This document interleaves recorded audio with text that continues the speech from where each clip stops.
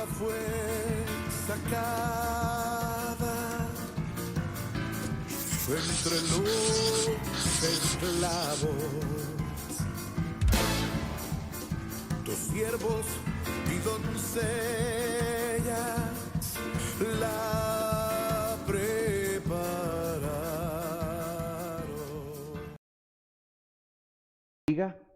Es una bendición el poder dirigirme a ustedes nuevamente en este discipulado, hoy lunes 8 de noviembre, si no estoy mal ubicado.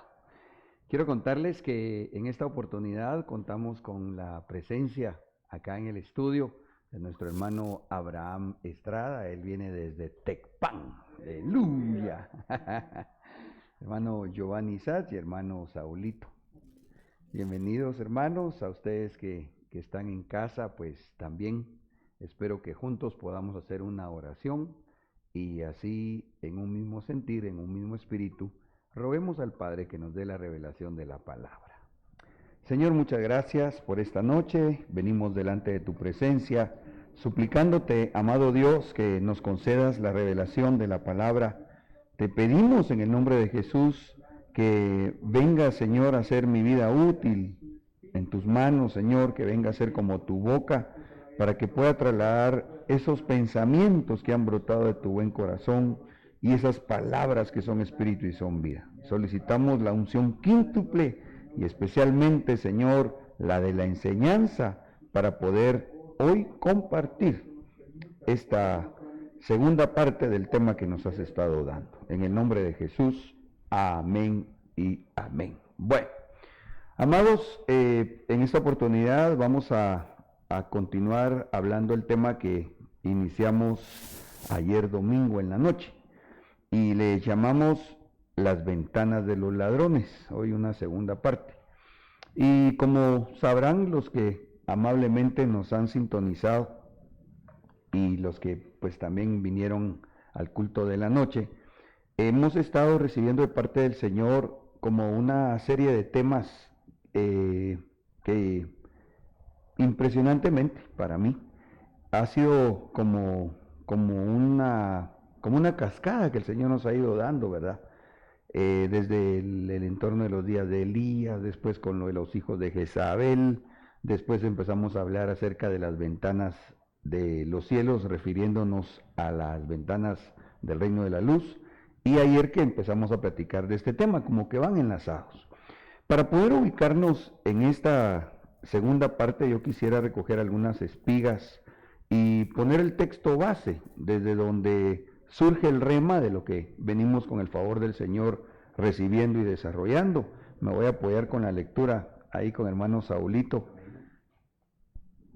Dice Joel 2:9, asaltan la ciudad, corren sobre los muros, trepan por las casas y como ladrones se cuelan por las ventanas.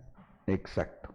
Entonces, aunque vamos a ver otros versículos más, nos damos cuenta aquí que está diciendo, está advirtiéndonos el Señor en el libro de Joel, que en el contexto que ayer tal vez profundizamos un poco más de lo que hoy haremos, hay una advertencia allá en el libro de Joel, en el capítulo 2 y versículos 1 en adelante, donde hay que tocar trompeta en Sión, hay que sonar la alarma, porque parecería que como que si las ventanas del lado del reino de las tinieblas, en el tiempo final, en la recta final de la iglesia, antes de ser arrebatada, se vendrían o a abrir más o a incrementarse la manifestación de espíritus de las tinieblas. De hecho, de alguna manera entendemos también que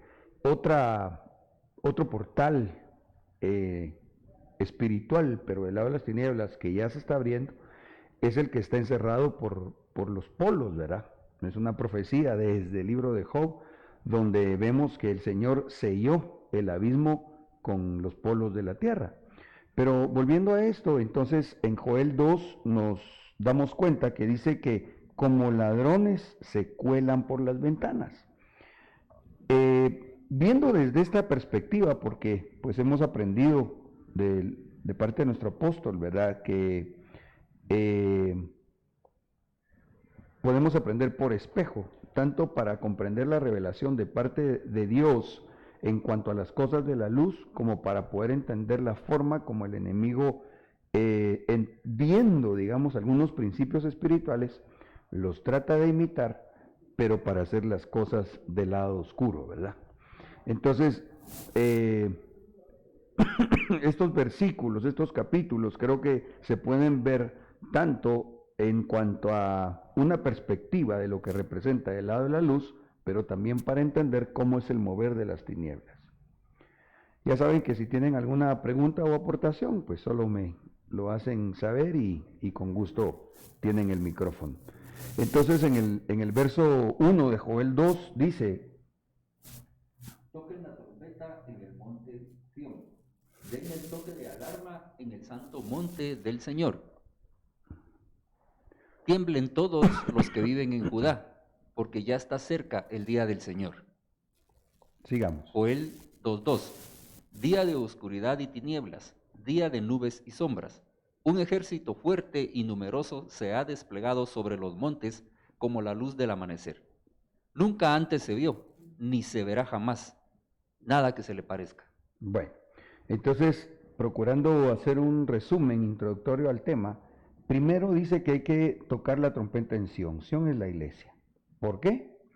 Porque dice que está cerca el día del Señor, ¿verdad? Ese sabemos que es uno de los nombres que se le da a la tribulación. Y entonces dice que un ejército fuerte y numeroso se ha desplegado sobre los montes como la luz del amanecer. Pero después en el verso 3 dice así: Son como el fuego, que todo lo devora, ya que quema antes de pasar y aún después que ha pasado. La tierra, que antes de su llegada era un paraíso, cuando se van parece un desierto. No hay nada que se les escape. Entonces acá, cuando contextualizamos el devorador o los devoradores, porque ayer mismo platicamos, no sé si se recuerdan, de varias versiones. Algunos anotan el devorador, algunos lo anotan como la langosta, otros anotan las langostas, ¿verdad? Dejándonos ver con esto que hay varios tipos de devoradores y que en este caso es tocar la trompeta, hacer sonar la alarma a la iglesia, diciéndole muchos, parafraseando, vendrían a ser los devoradores que se iban a estar metiendo por las ventanas del lado de las tinieblas para venir a hacer estragos. Ahora, contrario a esto, sabemos que hay un principio, ¿verdad? Este es el principio de Dios y que el enemigo, pues, como lo hemos estado hablando, conoce estos e imita para tratar del lado de las tinieblas, provocar situaciones que vengan en contra de la iglesia, ¿verdad? Del pueblo del Señor. Y entonces el principio de Dios está descrito en Malaquías 3:10 y 11, por favor. Traigan su diezmo al tesoro del templo, y así habrá alimentos en mi casa. Pónganme a prueba en eso, y ver si no abro las ventanas del cielo para vaciar sobre ustedes la más rica bendición. Malaquías 3:11. Por vosotros reprenderé al devorador. Bueno, entonces, si nosotros cumplimos los principios escriturales, Dios nos dice que Él va a abrir las ventanas del cielo, o en otras versiones anotado, como las ventanas de los cielos. ¿Para qué? Para vaciar bendición sobreabundantemente. Sin embargo, ahí mismo, y esto me tiene a mí muy bendecido, muy contento de ver algo que no sé si lo comentamos ayer, pero cuando Dios abre prácticamente las ventanas de los cielos del reino de la luz, está cerrando las ventanas de las tinieblas, ¿verdad? Porque aquí prácticamente en el verso 11 de alguna manera nos lo deja ver. Él abre las ventanas de los cielos para bendición y reprende al devorador.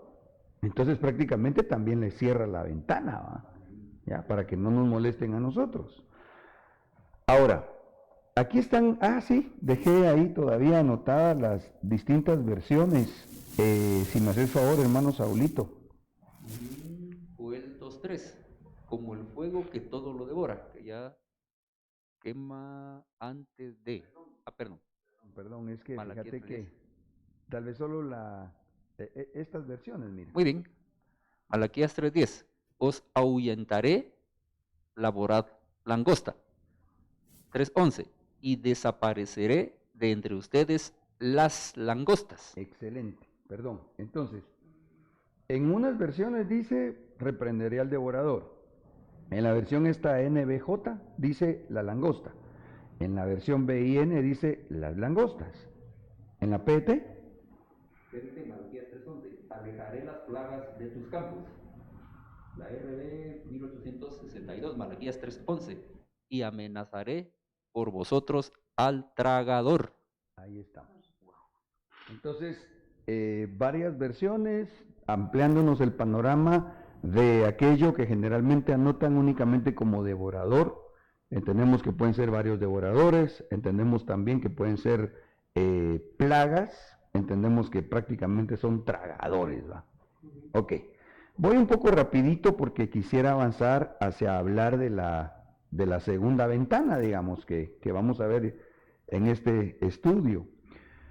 Y entonces para poder comprender quizá un poco mejor, yo les he contado que por lo menos yo me ayuda mucho cuando hay dibujitos, ¿verdad? Si me pueden explicar a mí con mopeds mejor. Y entonces cuando me toca que enseñar algo, y si puedo, entonces también lo vamos haciendo, ¿va? Entonces resulta que aquí está nuestra dimensión, ¿va? El planeta Tierra. Y nuestras bendiciones, dice la palabra, que fueron dadas en Cristo Jesús y están en las regiones celestes. Por eso dice la Escritura que nosotros debemos de ver hacia arriba. Ese mirar hacia arriba no es estar viendo el techo de la casa, sino que con ojos espirituales poder ver las cosas espirituales. De tal manera que cuando dice la Escritura que el Señor abre las ventanas de los cielos, prácticamente está hablando de portales espirituales que lo que va a hacer el Señor es que vengan sobre nosotros abundantemente bendiciones. Sin embargo, ya leímos en Joel que los ladrones de las tinieblas suben a través de ventanas. Entonces, si el Señor abre las ventanas de los cielos para derramar bendición, por ende, y más que lógico, ¿verdad? El enemigo va a tratar de abrir portales de las tinieblas para enviar maldiciones en forma de devoradores. ¿Vamos bien hasta ahí, mis amados? ¿Sí? ¿No hay preguntas, aportaciones? ¿No? Bueno. Ok. Entonces, seguimos leyendo. Joel 2:4 DHH. Su aspecto es como de caballos, corren como jinetes. Joel 2:4 SSE. Su parecer como parecer de caballos y como gente de a caballo correrán. Ayer mismo platicábamos cómo cuando contextualizamos Joel 2:4 y describe a estos devoradores como aspecto de caballos con jinetes, hacemos alusión entonces, o hace alusión la palabra, creería yo, a lo que se describe en Apocalipsis 6, a partir del versículo 2, no lo vamos a leer ahorita, pero sí estamos todos al tanto, ¿verdad?, de los 4 jinetes de Apocalipsis, que empiezan a recorrer la tierra, movimientos espirituales que empiezan a correr la tierra, y que entendemos, conforme la enseñanza de nuestro apóstol, que ya que están viendo la corchera, si quieren enfocamos, entonces prácticamente se abrieron los 7 sellos, todos los sellos están abiertos, a partir más o menos del año 1900. Entonces, Joel 2:4, si nosotros le pusiéramos a la corchera alguna anotación acá con versículos, creería yo que bien podríamos poner por aquí Joel 2:4, concatenándolo con los versos de Apocalipsis 6. ¿Sí me estoy dando a entender? De tal forma que entonces empiezan a caer los juicios. Hemos explicado que ya todos los sellos fueron abiertos y que se han venido desatando los juicios sobre la tierra, ¿ya? Los juicios del sello número 1, del 2, del 3, del 4, pero que no es que de aquí para acá terminó, no. Estos empezaron a dar y continúan. El del 2 y continúan, 3 y continúan, así sucesivamente, hasta que me parece empezaron a sonar las trompetas también, ¿verdad? Y que a la fecha, en esta línea del tiempo, según los acontecimientos, esto no es pensada mía, sino que según los acontecimientos de los juicios descritos en los primeros 5 sellos y en el sonar de las primeras 3, incluso a veces parecería que ya no solo esto, sino que también sexto sello y cuarta trompeta, como que todos estos juicios ya se estuvieran manifestando sobre la tierra. Recordatorio y para gozarnos, porque eso nos da alegría y esperanza, la iglesia se va aquí. Antes del sonar de la quinta trompeta, en el nombre de Jesús, nosotros nos vamos. ¡Aleluya! Bueno, ok, pero entonces la advertencia está dada.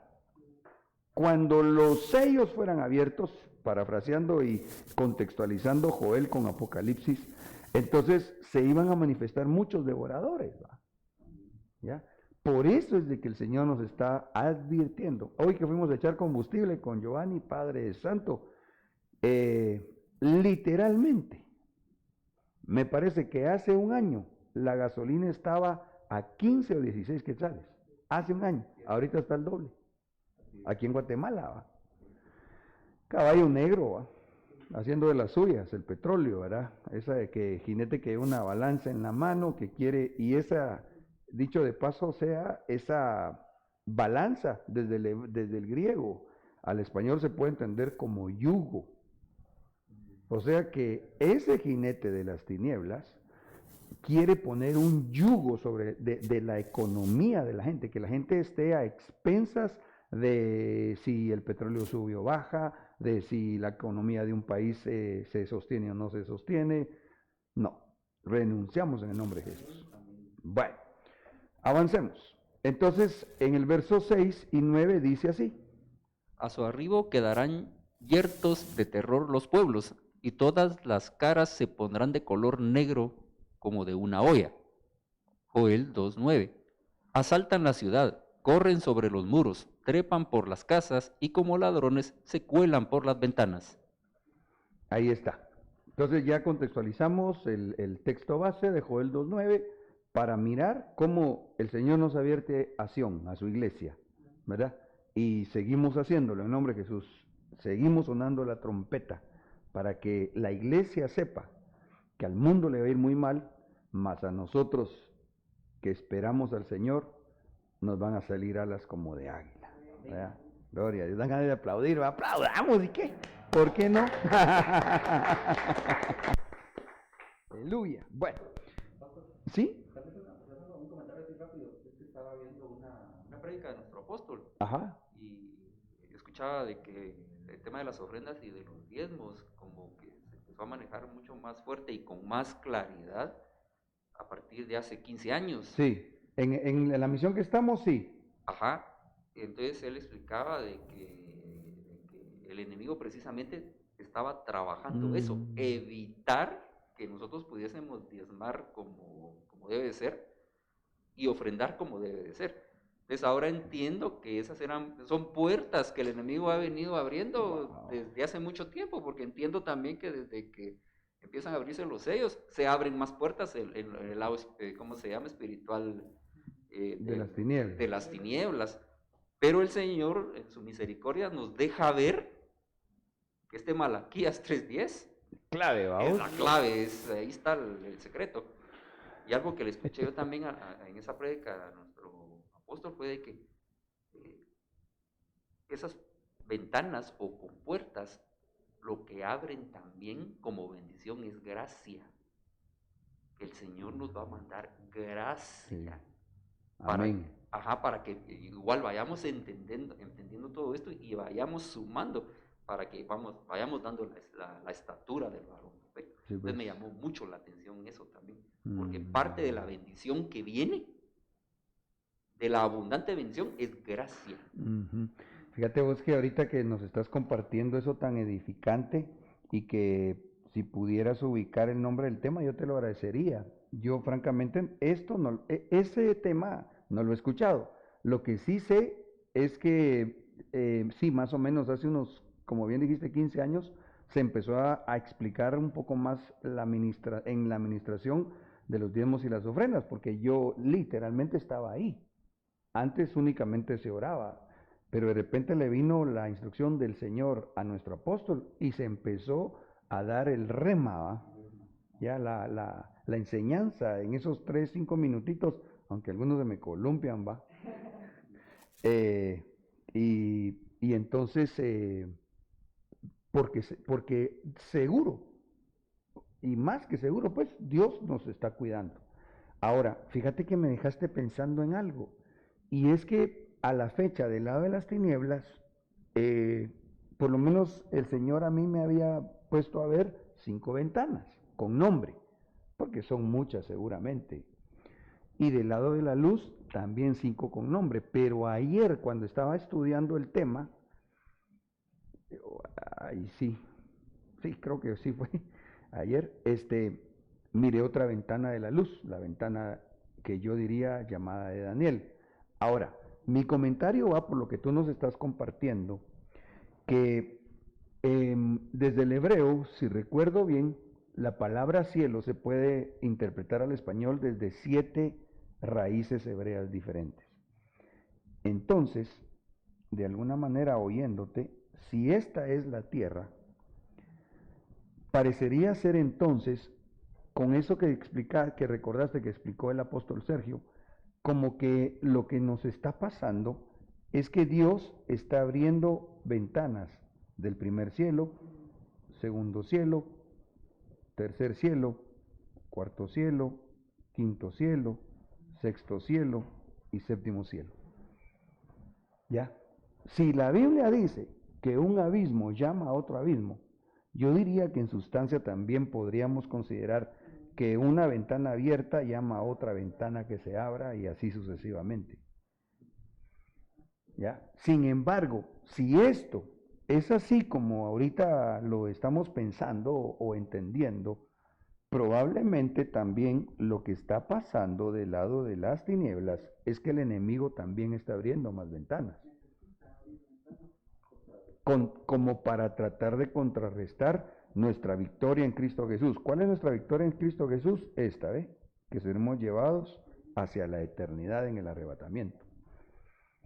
Pero él entonces, por eso, en Joel 2.9 dice la Biblia que muchos ladrones se van a empezar a meter, llevándolo a este pensamiento que estamos compartiendo juntos. Entonces, como que en el tiempo final ya habían ventanas abiertas.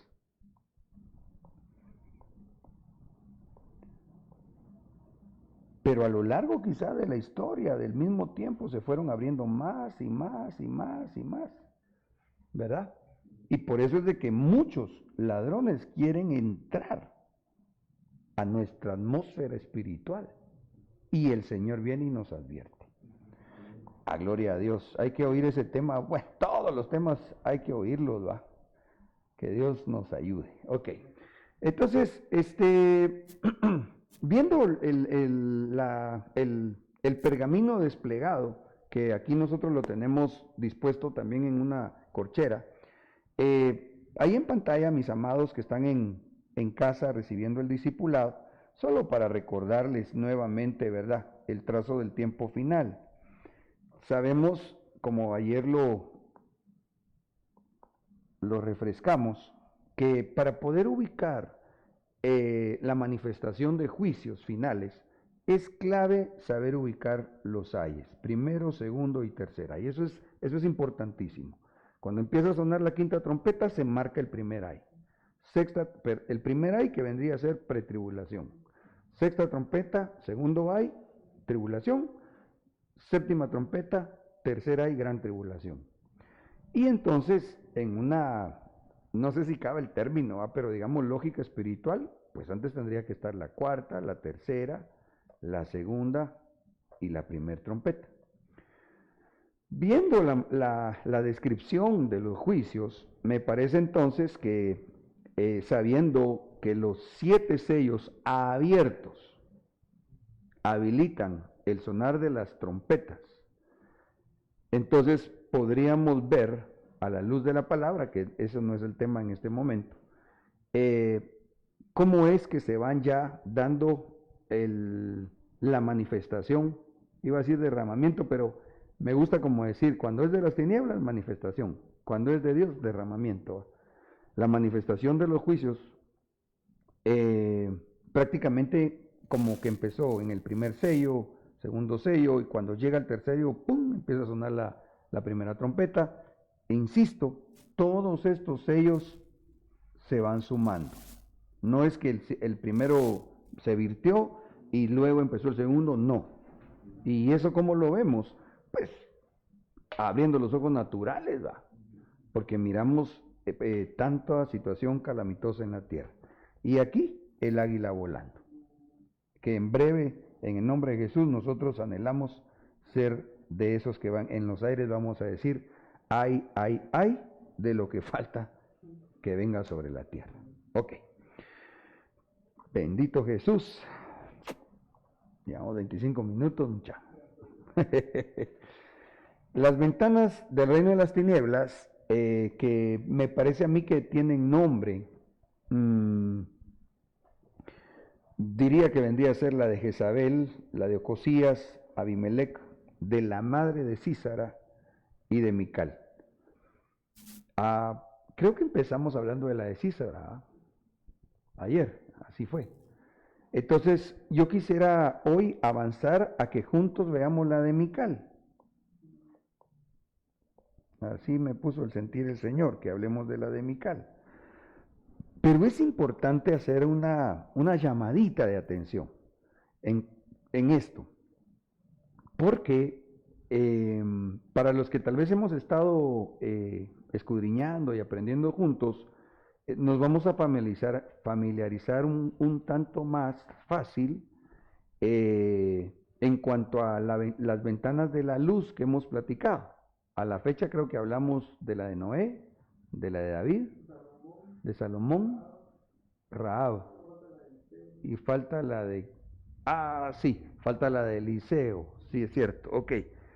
Pero cuando miramos la de Mical, incluso aquí extraje del tema de las ventanas de los cielos, la de David, porque si no ponemos un poquito ahí de atención, podríamos considerar como que fuese la misma. Sin embargo, yo creo que no es la ventana por donde escapó David, es la de David, aunque Mical salió a la escena. Y la ventana de Mical es la que vamos a ver si logramos hoy estudiar. La ventana de David se describe en el primer libro de Samuel 19, 11 y 12. Si me haces el favor, hermano, con la lectura. Saúl envió mensajeros a la casa de David para vigilarle a fin de matarlo por la mañana. Pero Mical, mujer de David, le avisó, diciendo, si no pones a salvo tu vida esta noche, mañana te darán muerte. Primera de Samuel 19:12, Mical descolgó a David por una ventana y él salió, huyó y escapó. Ok, entonces, ni modo, ¿verdad? Incluso más adelante vamos a ver que Mical estaba enamorada de David. Ella sí amaba a David. Sin embargo, ese precisamente va a ser el desarrollo del tema. Miramos cómo lastimosamente para Mical, aunque ella empezó bien, terminó mal. ¿Ya? Porque aquí David estaba siendo perseguido por Saúl. Saúl ya lo había tratado de matar, creo que por lo menos 2 veces, a la altura del primer libro de Samuel, capítulo 19 y verso 12. Pero vuelvo a la carga. Aquí, y eso ya lo platicamos, para mí esta es la ventana de David, porque nos da una enseñanza extraordinaria cuando estudiamos que David escapó, que fue prácticamente a buscar la ayuda de su pastor, que era Samuel. Y entonces Samuel lo mete en una atmósfera espiritual, fue lo que conversamos en aquel tema de la ventana de David, descrita como Ramá y descrita como Naiot, ¿verdad?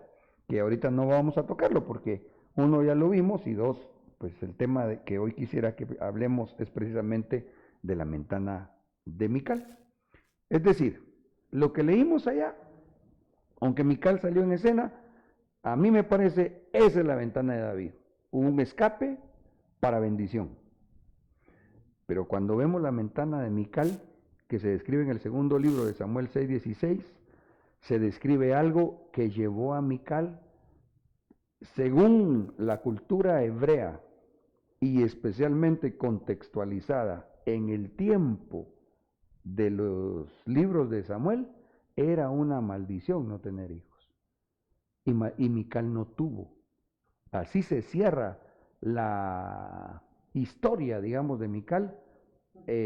Vamos a ver si lo logramos llegamos a llegar hasta ahí, pero dice la Biblia, después que narra el enamoramiento de Mical, la ayuda que le da David, que después incluso su papá la entrega con otro hombre, después que David la reclama, y ella vuelve, cuando ella vuelve con él, ya Mical iba mudada en otra mujer, ¿verdad? Que yo creo que representa algo de lo cual nosotros debemos cuidarnos no tener, ya no les digo qué, porque si no, tenemos que poner pie en prenta, pero, o que si hemos visto que está en el corazón, lo tenemos que sacar inmediatamente. ¿Para qué?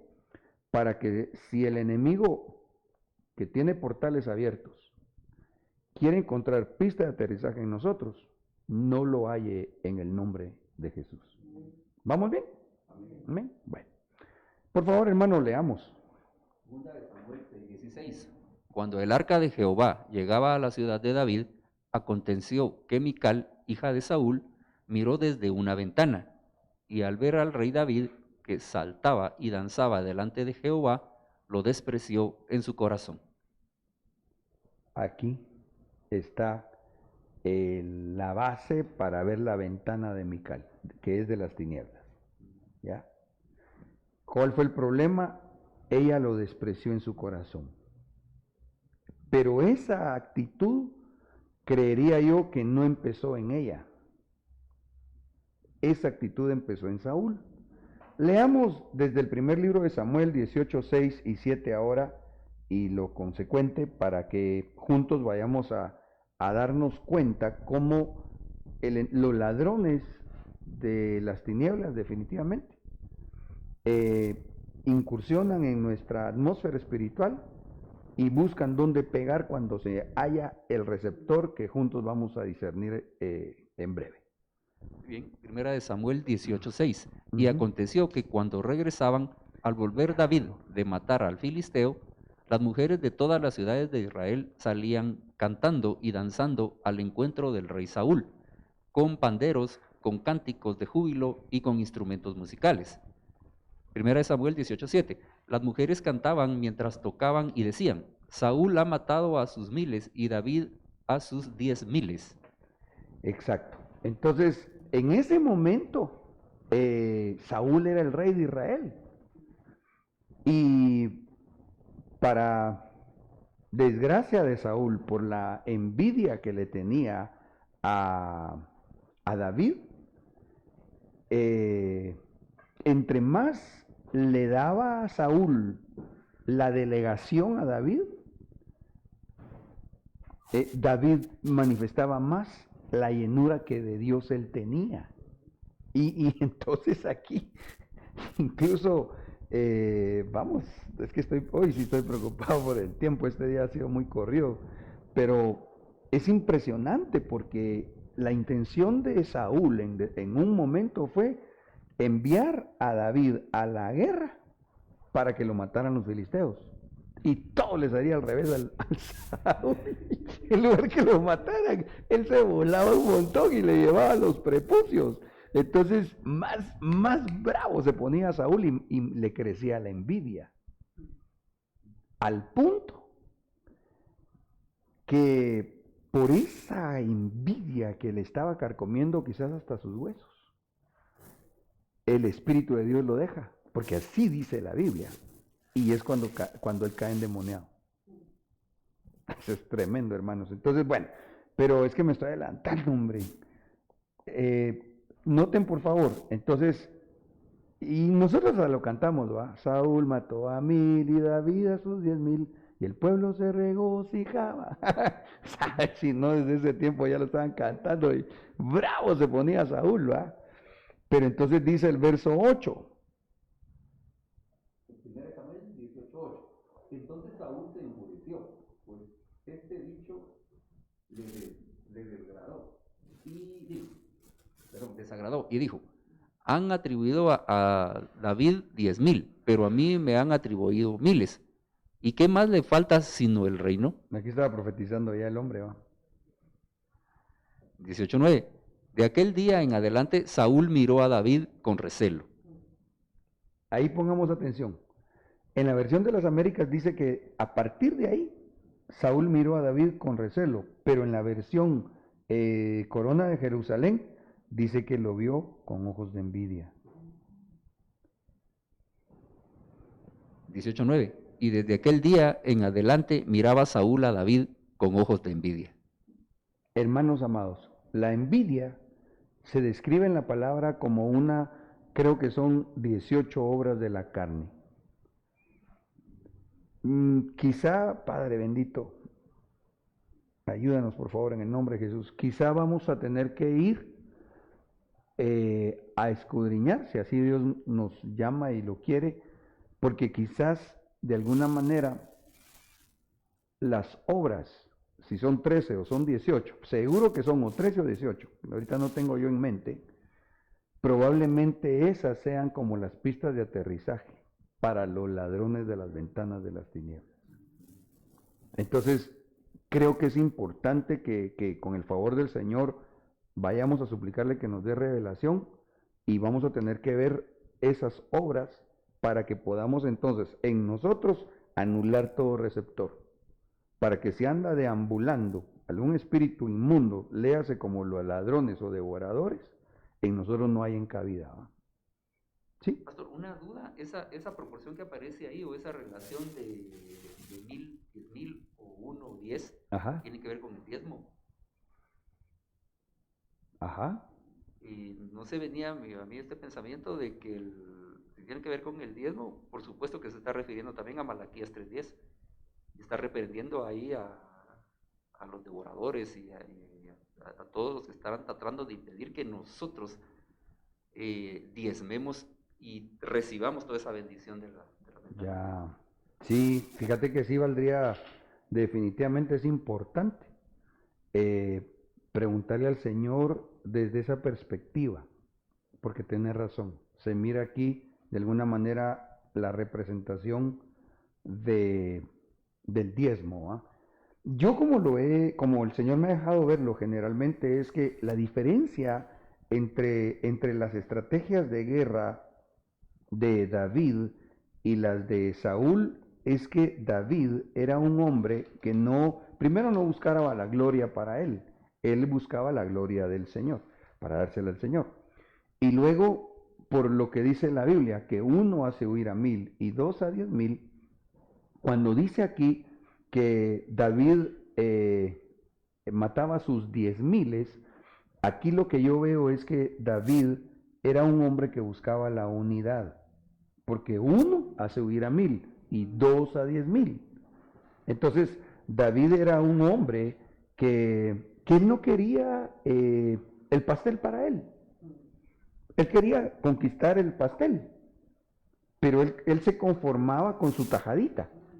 Él era un hombre que quería conquistar no para engrandecer su nombre, sino para que el reino de Dios, manifiesto en el reino de Israel, se expandiera. Saúl no. Por eso es que Saúl le tenía envidia. Y por eso, aunque Dios estaba con Saúl, lo que Saúl alcanzaba era ni siquiera vamos a ver, 10,000 y miles. Bueno, sí, tal vez como la 10ª parte, ¿va? La diferencia, diríamos, era de 1 a 10. Entre las victorias de Saúl derrotaba a 1, pero David de un solo derrotaba a 10. No sé si me estoy explicando. Amén, amén. O sea, pero ¿de dónde el problema? Porque Saúl era envidioso, ¿verdad? Él si miraba a otro que iba descollando, él no quería, sí, literalmente trató de matar a David en más de una ocasión, ¿va? Entonces, ahora, estamos viendo esto, amados, y espero que también los que nos sintonizan, si tienen algún comentario o pregunta, nos lo compartan. Pero, me es necesario que hagamos como recuento histórico en el contexto de la ventana de Mical, porque Mical me parece que tuvo la oportunidad de Dios de tomar el rumbo correcto, puesto que ella fue esposa de David. Sin embargo, ese matrimonio se hizo pedazos, porque cuando ella le avisa a David que su papá Saúl lo quería matar, hizo bien. Pero mejor me voy a aguantar ahí un poquitito porque es importante ver los textos para seguir recibiendo la enseñanza que todo esto encierra. Esa palabra recelo que aparece acá, desde el hebreo es abón. Eso me llamó la atención porque hay una marca que así se llamaba. Entonces, no sé si será casualidad, habría que investigar quiénes son los dueños, ¿verdad? Pero lo que significa es perversidad, ¿verdad? Entonces, ¿qué sintió Saúl en su corazón? Perversidad. Él sintió hacer cosas malas moralmente hablando. Él sintió iniquidad. Es que realmente Saúl con engaño enviaba a David. Es que estoy emocionado, hombre, pero lo que pasa que Saúl había ofrecido que el que derrotara a Goliat se iba a casar con su hija. Y yo le soy sincero, yo al no detenerme en la meditación de la palabra, yo pensé que el trofeo, digamos, llamado hija de Saúl, era Mical y no era ella. Realmente a la que iba a dar Saúl era a la mayor, porque esa era la costumbre en el pueblo de Israel. Entonces, cuando David mata a Goliat y le tiene que dar su recompensa ofrecida por Saúl, la Biblia dice que Saúl ya la había casado. Pero se dio cuenta que Mical amaba a David. O sea que Mical se había enamorado. Ok, lo voy a dejar ahí porque parece entre una historia y una novela preciosa. Hermanas, ustedes que ya no ven novelas del mundo, creo que esta sí se vale. Está buena. Está buena, dice. Perdón, hermanos. No sabía yo. No había escuchado. Ay, Dios. Bueno, entonces la palabra recelo aquí les decía que se entiende el español también como delito o pecado. Entonces, cuando Saúl miró a David, él estaba pensando en cometer un delito. Él estaba en su corazón parecido como Luzbel, va. Oh, qué tremendo, porque Dios le dice a Luzbel, perfecto eras, hermoso eras, hasta que se halló en ti la iniquidad. Entonces aquí, ¡pau!, le entró la iniquidad en el corazón a Saúl. Que incluso, wow, ustedes eso está cara, que ese es otro tema, hombre. ¿Saben por qué? Porque la Biblia describe a Saúl como un hombre que entre su pueblo era muy bien parecido. Lo describe que lo miraban en la multitud, ¿verdad? Y dice que nadie le llegaba sino solamente al hombro. O sea que Saúl despuntaba, esa es la palabra, gracias a vos. Sobresalía entre lo general, sobresalía. ¿Y con qué razón es tipo o figura del anticristo, va? Y David figura de Cristo.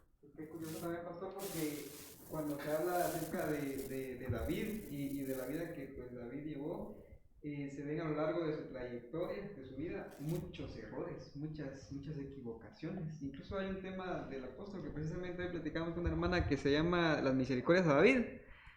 y habla acerca de las misericordias que se le hicieron al rey David a través de los múltiples errores que él cometió. Si lo podemos ver de este punto de vista, se ven mucho más errores en cuanto a ese punto, en cuanto a los que tal vez Saúl cometió. Pero el error que cometió Saúl, yo pienso que le hizo recordar a alguien en específico, al Señor, ¿verdad?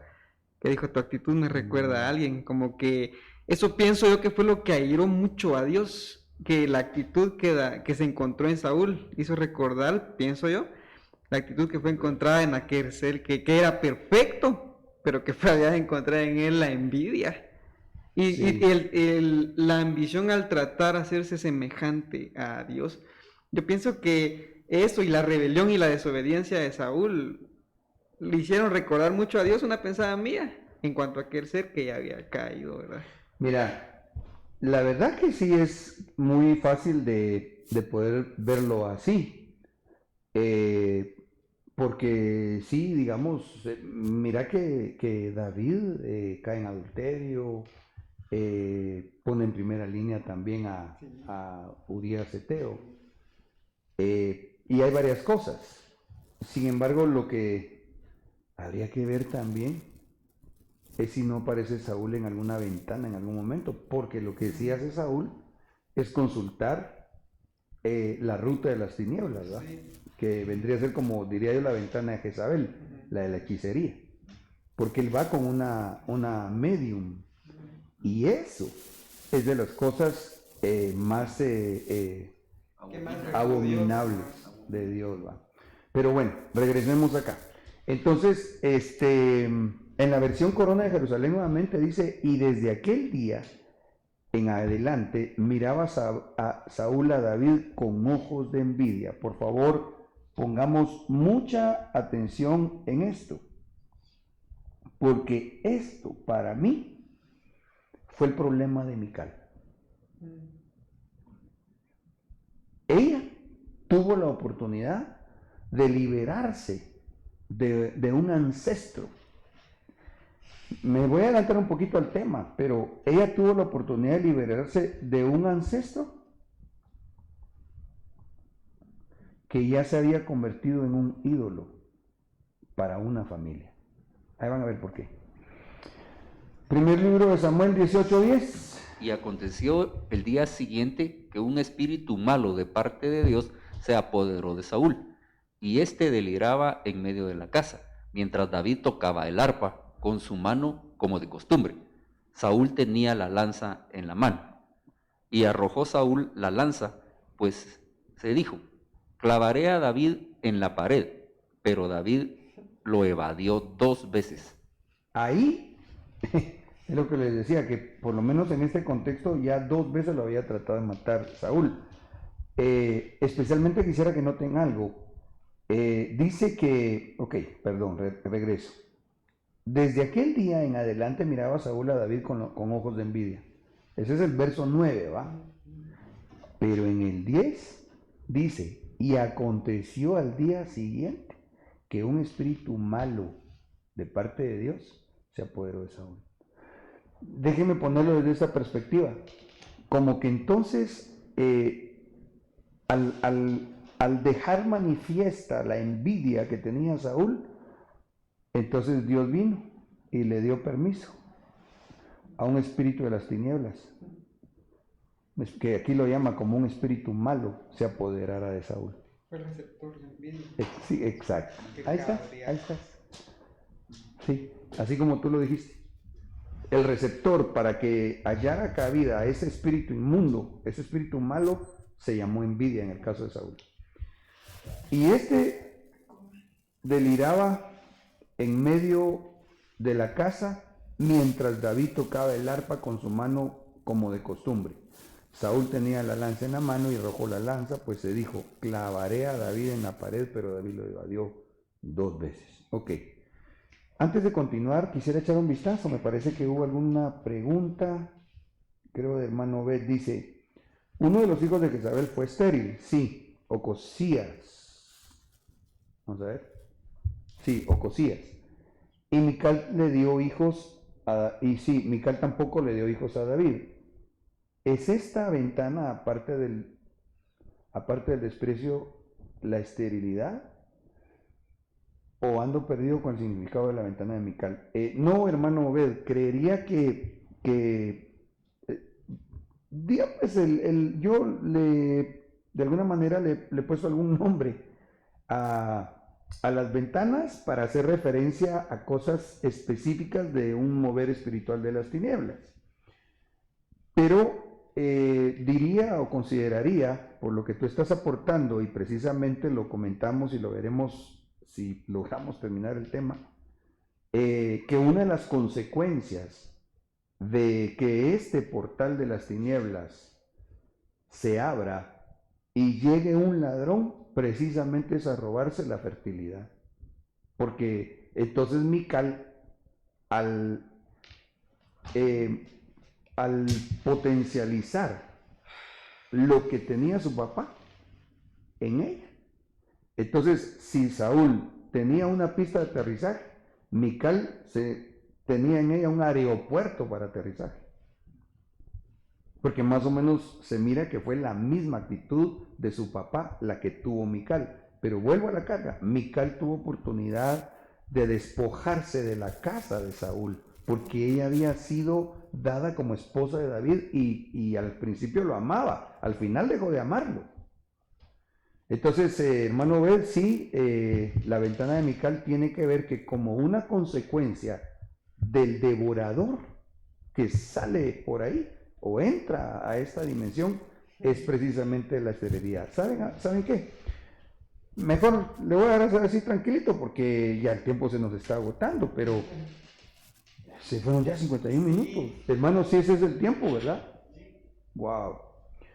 Pero fíjense que sí hay gente, hay personas que en lo natural y cuando no pueden tener hijos, claro, el rema, la instrucción tiene que llegar de parte de Dios, la revelación, pero hay personas en base a la palabra, les aseguro en el nombre de Jesús, que si le creen a Dios y cumplen los principios, en este caso como el de Malaquías 3:10, de dar al Señor lo que le corresponde, Dios, el devorador que les puede reprender, es precisamente ese que se llama infertilidad. Porque los hijos son figura de fruto. Entonces, incluso vimos una versión que se llamaba el que, ¿cómo decía? El que tragaba, ¿cómo era? Vaya. Entonces viene el enemigo, voy a tener que explicarlo así, hermanos, discúlpenme, pero mire pues, viene el Señor y a nosotros nos da un campo. Bienaventurado el que tiene viña, que tiene su congregación, porque se convierte de alguna manera en un campo del Señor. Un campo del Señor donde nosotros venimos y depositamos nuestra semilla.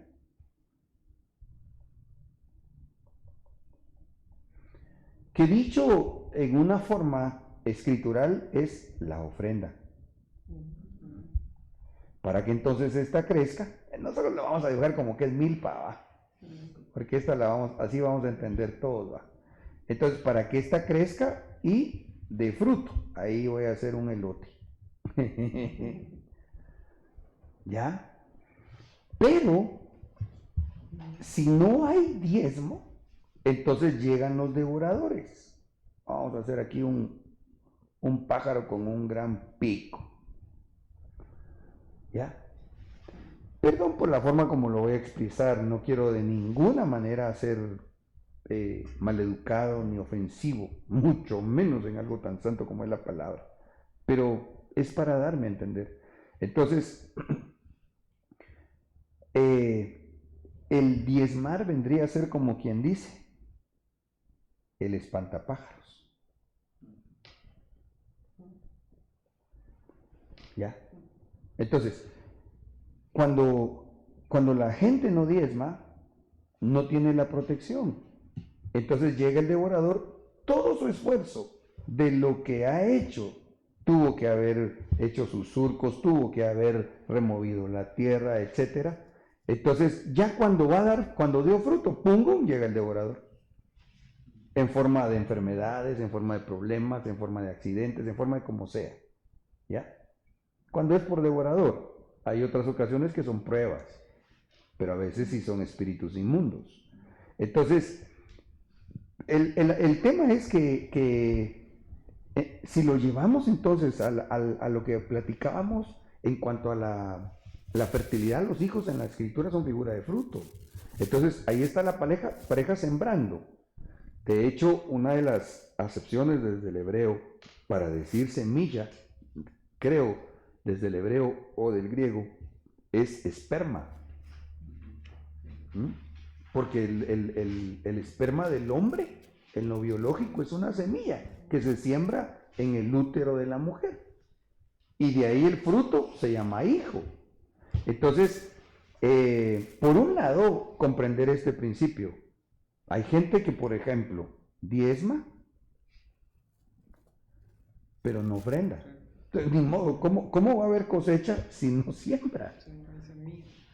Tiene protección, pero como dijo el apóstol Pablo, el que siembra escasamente cosechará.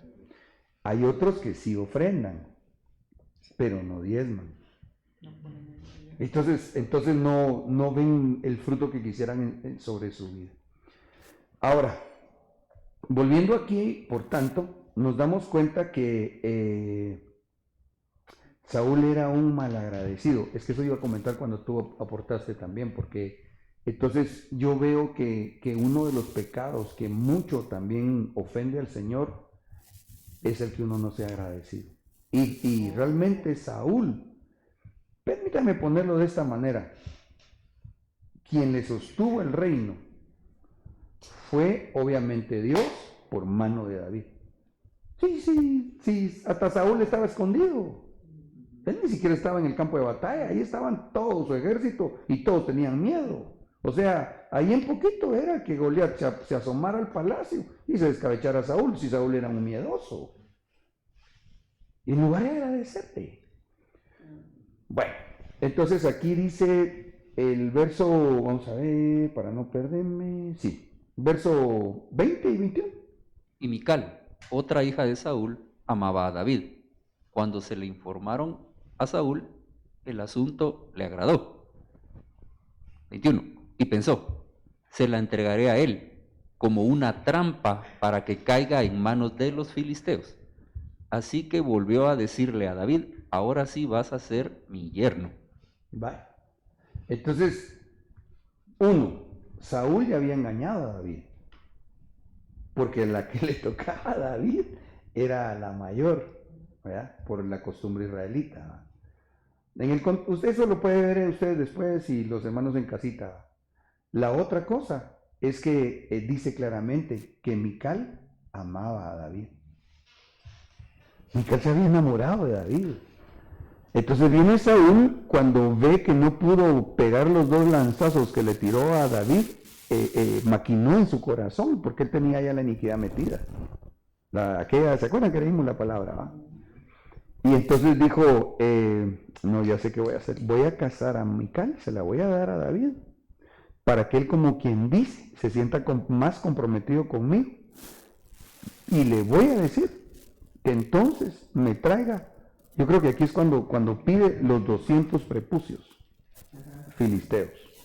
Porque Saúl pensó que David iba a poner ahí. Con los ojos cerrados se fue David, si el hombre estaba ungido, pues, o sea, él ungido, y en ese momento el Señor seguía guiando a David, ¿va?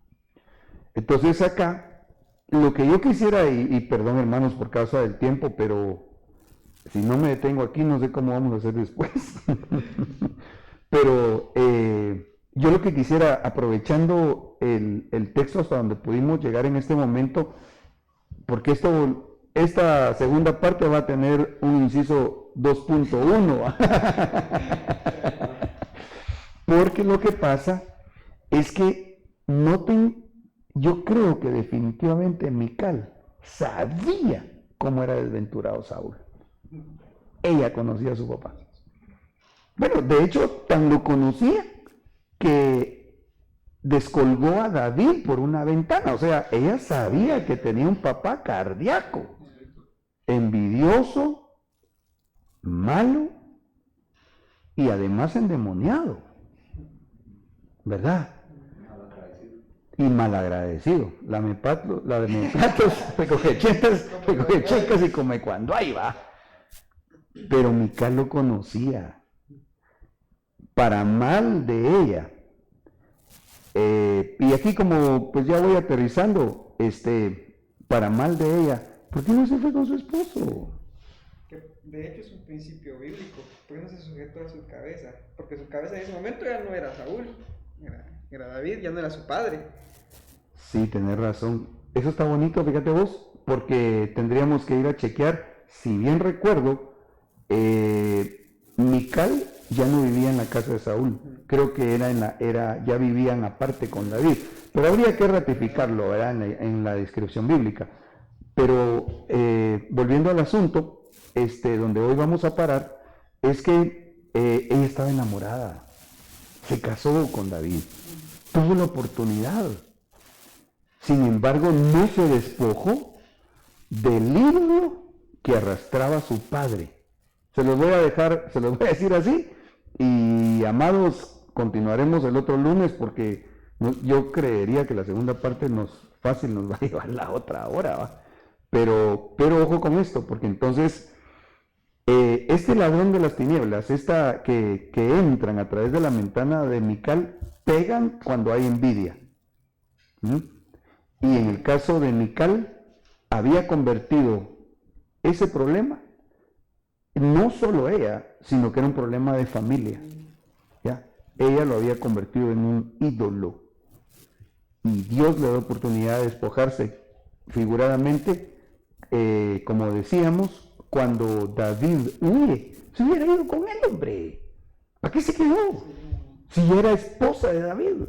Entonces quiere decir que ella había idolatrado a su papá, y a pesar de que lo vio endemoniado, a pesar de que lo vio ya comportándose como un homicida, a pesar de que lo vio tan mal, no renunció a él.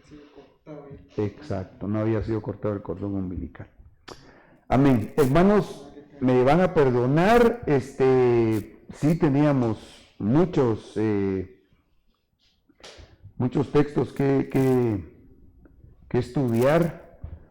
Ahí está, mir, nos quedamos como por aquí y nos faltaba esto.